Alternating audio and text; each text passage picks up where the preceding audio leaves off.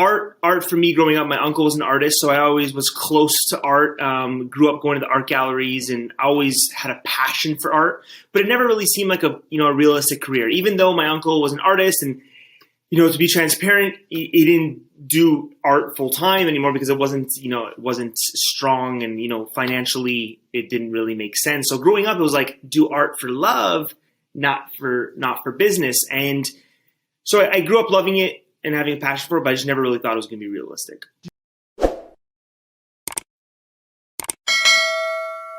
Did you do it often? Were you prolific? I painted often, yeah, but I had so many other interests. I was super into sports. I liked the business world, and that's why when I started to come to that crucial age of getting into high school and, grade 10, 11, 12, I had to start making decisions of whether, do I want to go to art school? Do I want to go to school for business? And I had this passion of baseball. And I finally said, I had an opportunity to go play baseball in the U.S. I'm from Toronto, but I went to school at Alabama State University on a baseball scholarship. So down there, I was like, what should I do? And the reality of me and the business, I was like, well, get a finance degree and go get a real job. And that's sort of what happened. So I went down to Alabama State. I was there for 4.5 years, graduated with a finance degree. And then when I came home, I started working for a real estate investment fund. So during that time is when I really started painting. Like every night and weekend, I was living at home at the time, and my parents had a small greenhouse that my grandparents used to use before they passed away. And I turned that into my studio. And it was just a little 100 square foot greenhouse with dirt floor. And I just started painting. And one night turned into 2, turned into 4, turned into 7, and then mornings. And I was painting before work and after work, and every waking minute that I had, I was painting. And I think those were super formative years for me in my art career, because I was just trying things. I wasn't selling anything.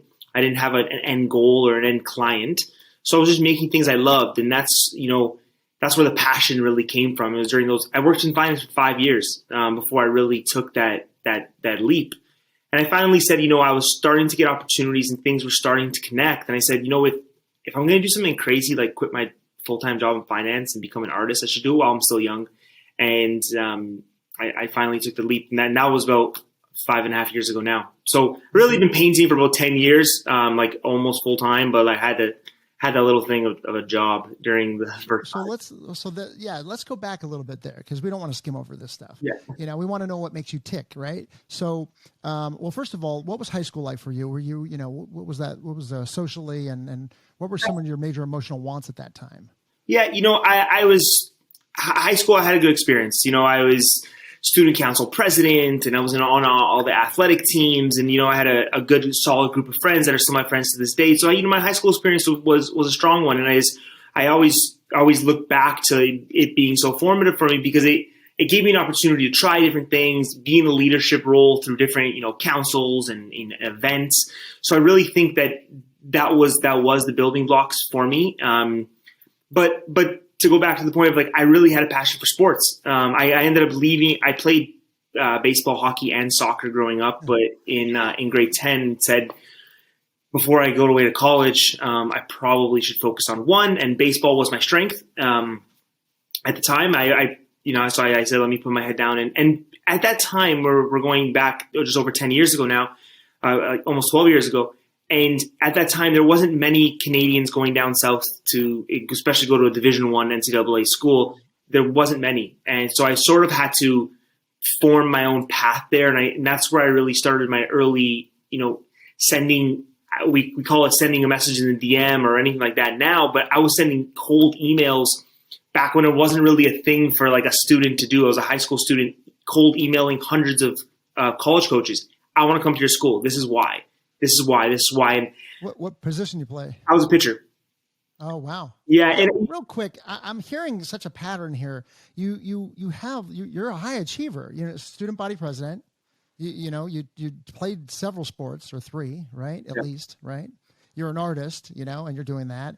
You're also, good at business. You were taking business courses. Or you wanted to be in business in high school. You knew about that as well at the time. I mean, were you always a good student?